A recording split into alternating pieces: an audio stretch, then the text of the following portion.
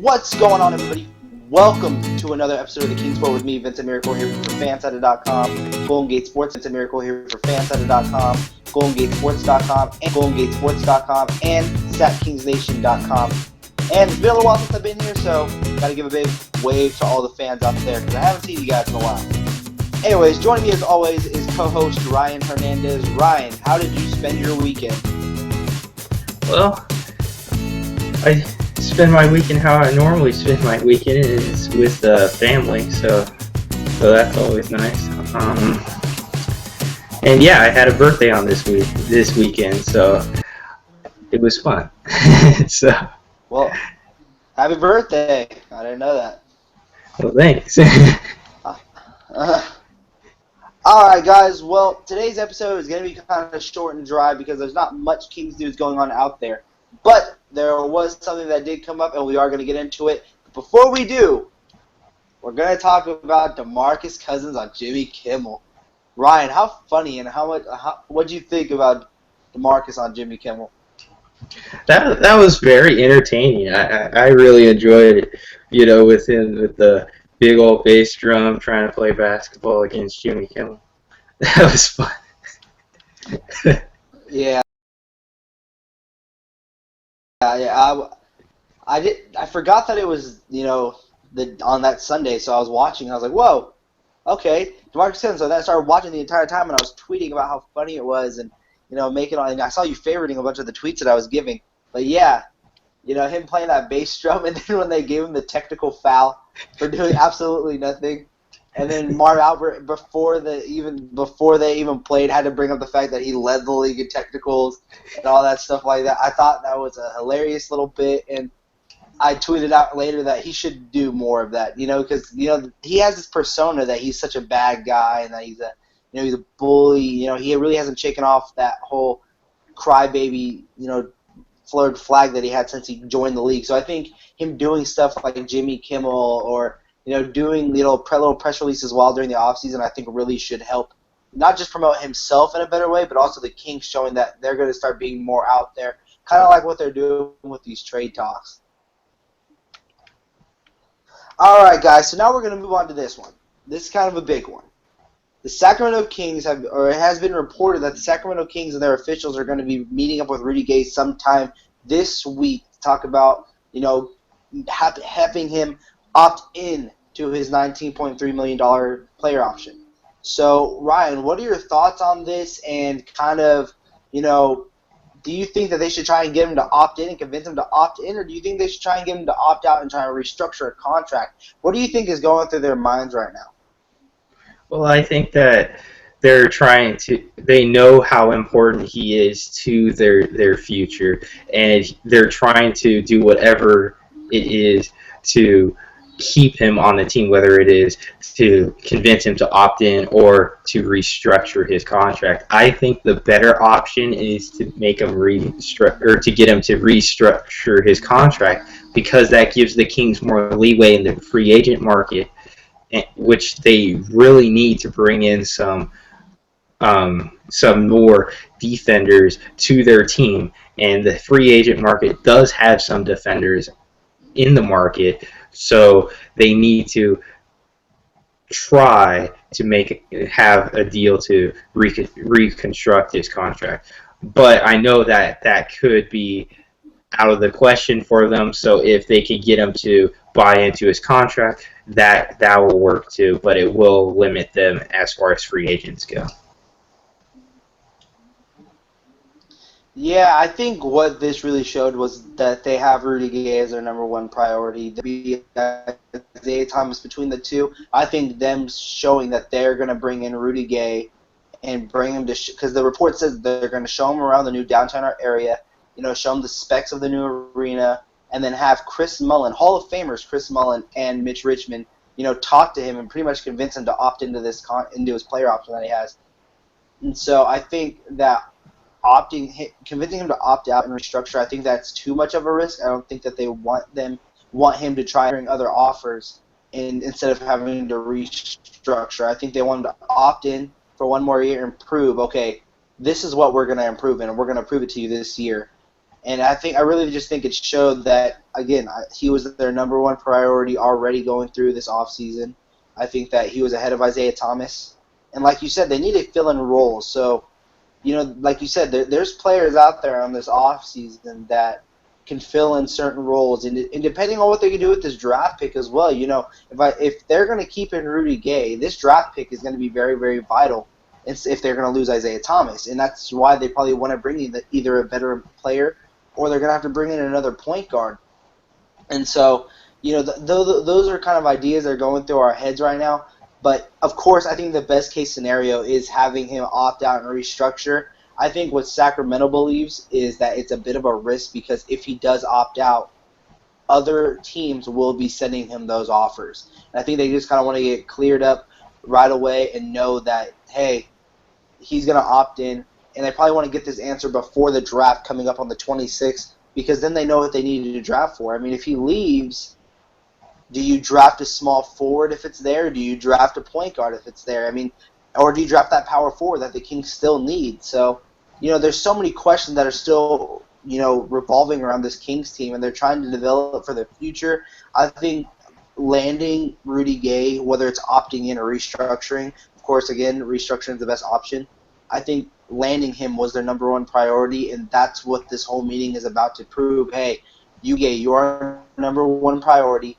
We want to bring you in, and that we are really building for the future. So when you are an unrestricted free agent next season, there's no problem with you saying, hey, I want to come re-sign for Sacramento. Before we move on, Ryan, I want to ask you this quick question real quick about Rudy Gay. Do you think if the Kings re-sign Rudy Gay that Isaiah Thomas is already out the door? Or do you think that there's still a chance Isaiah Thomas stays with Sacramento? Well, as I see it, it depends on how Rudy Gay stays.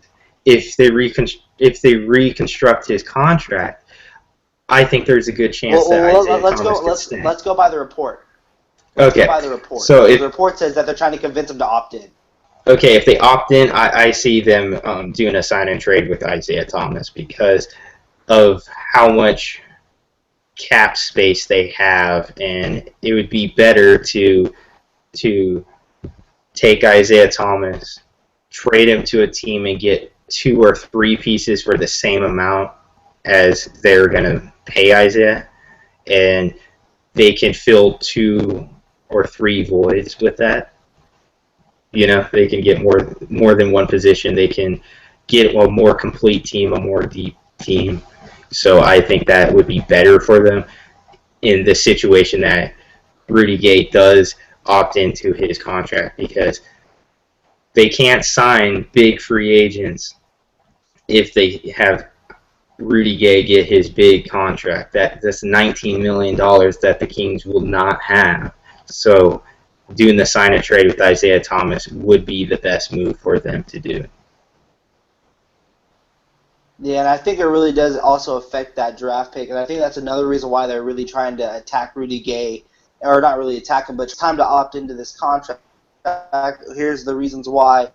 Let Hall of Famers Mitch Richmond and Chris Mullin talk to you and say, hey, this is the layout. Trust us. We know what we're doing. We know how we became these Hall of Fame players, and we're going to build this team around this new structure. He even said it on, I believe it was SVP and Rosillo, just last week. He said, hey, this team is on the rebuilding and is on the uprising right now. And so having a player that's probably a top 10, top 15 small forward in the league, now you have to make that. Now, of course, I'm just paraphrasing what he said, but that's basically what he brought up. And so, you have to take that into consideration. I think if I already believe Isaiah Thomas is halfway out the door, but if the Kings can convince Rudy Gay to opt into his $19.3 million player option, then you see Isaiah Thomas leaving.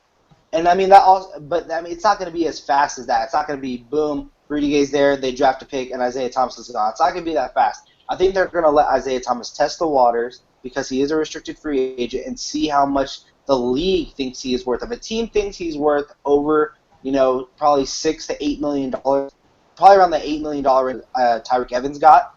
But if Isaiah Thomas makes $8 million a year for multiple years, I don't think the Kings do it. I think they'll do a sign and trade deal, like you said, and probably bring in some veteran players. They're probably going to look for a point guard, which also makes you question this draft pick. But we've gotten into that plenty of times. We can get into that a little bit later. So leave your guys' comments in the comment section and let us know what you think below. If the Kings decide to opt in or convince Rudy Gay to opt into this contract, do you think that means Isaiah Thomas is already out the door? Does that mean the Kings are drafting a point guard with this draft pick? Who do you pick on the draft day? And is Isaiah Thomas halfway out the door?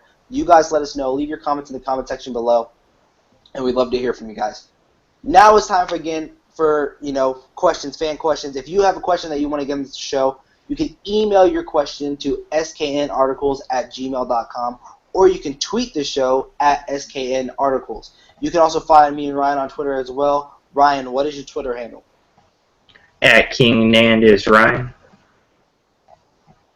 And you can find myself on Twitter as well, at VM Center. So we only have one fan question today, and so that question comes from, I believe, Jasmine Alexander, and he asks, excuse me, let me pull it up so I can read it here. He asks, what are your thoughts on Rudy Gay playing the 4 and D. Will playing the 3 to start the game? It looks like D. Will scores best in pick-and-roll situations.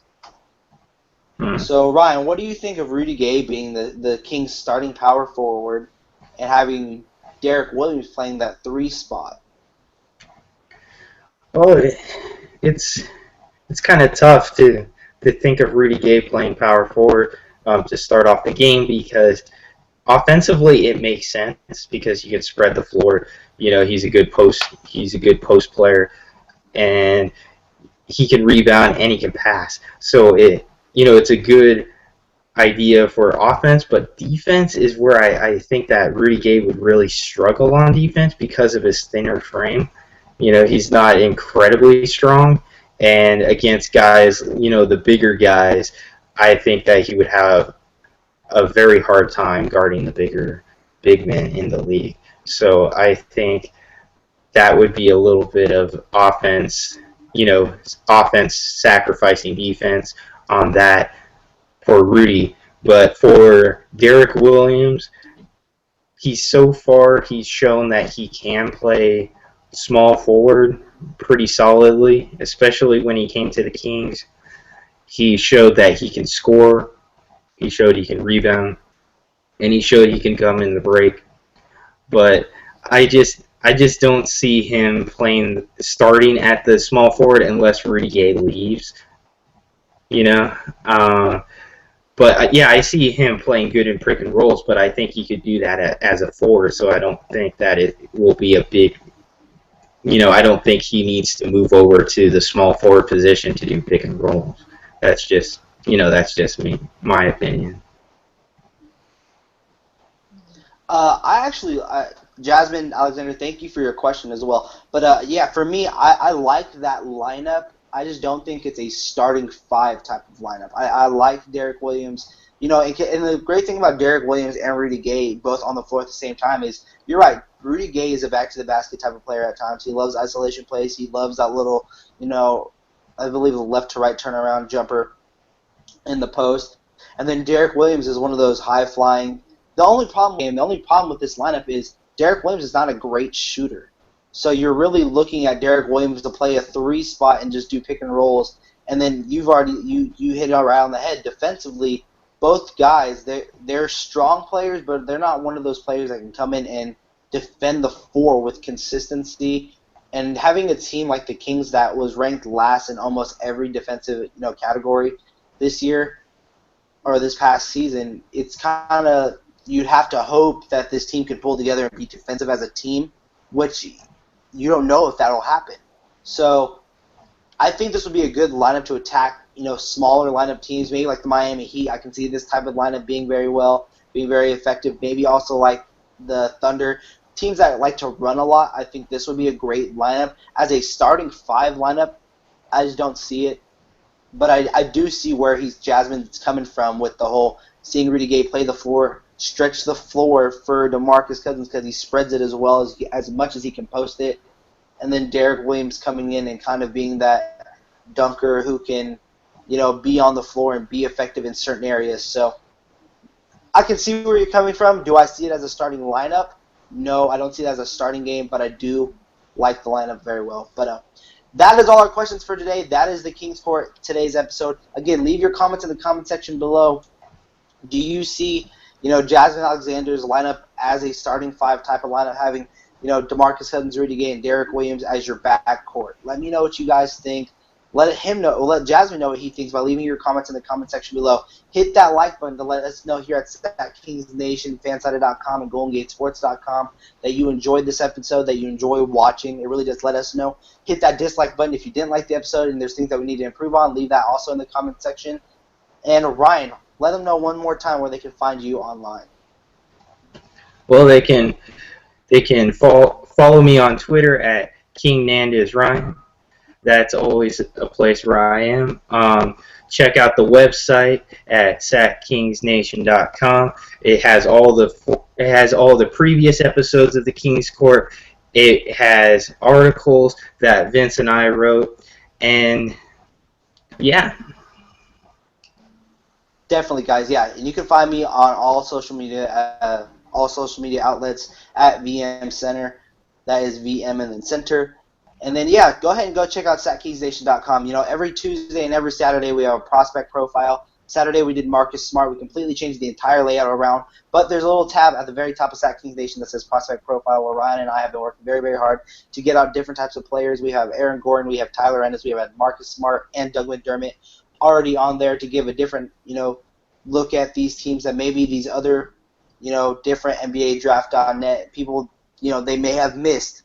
So we give our thoughts on their strengths, their weaknesses, and why they would be a good fit for Sacramento. So go ahead and check those out. Every Thursday we have Throwback Thursday, and then every Monday and Friday we also have the Kings Court. So be sure to go ahead and tune into SatKingsNation.com for more news just like this and more episodes of the Kings Court, like Ryan said. Again, you can find him on Twitter at King Nandez Ryan, myself at VM Center. And again, if you're not a subscriber, become a subscriber. Hit that subscribe button. The more subscribers we have, the better the show can be. And until next time, Kings fans, peace. Ryan, throw up the deuces.